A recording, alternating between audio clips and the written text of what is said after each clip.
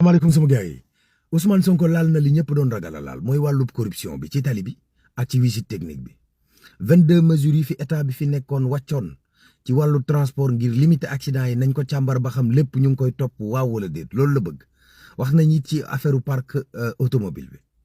Dahirou Sarr directeur bu ARTP wax na ni dinañ góorgóorlu ci connexion bi ngir mu gën a gën a yomb ci sénégalais yi ngir lépp lu sénégalais yi yittewoo ñu mën cee jot. Olivier Boucal ca wet ga moom mu ngay taxawu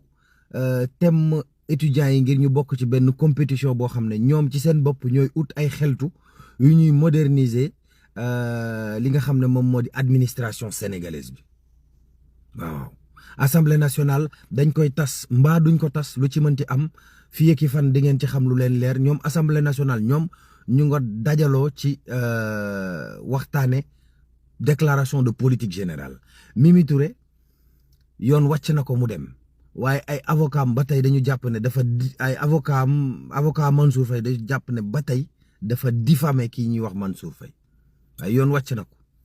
moom ñoom nee nañ dinañ interjecter appel waaw. nan la tuddee ci Sénégal jóge nañ équipe ba yëpp jóge nañ JO de Paris maanaam Jeux olympiques yi gañewuñ ca dara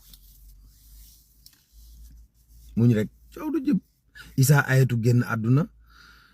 benn talube Touba cab ndox la ko courant massé ci ndoxu taw yi mu génn àdduna moom it Serigne Bass Abdoul Khadar nee nañ Touba bugguñ fa école nasaraan wax ja leer booba jamono ki ñu naan Amadou Ba moom mu ngi dalal kilifa diine yi ci jamono ji ñuy werante affaire muuraay yeeg affaire yooyu ci église bi mu dem seeti Monseigneur Benjamin Ndiaye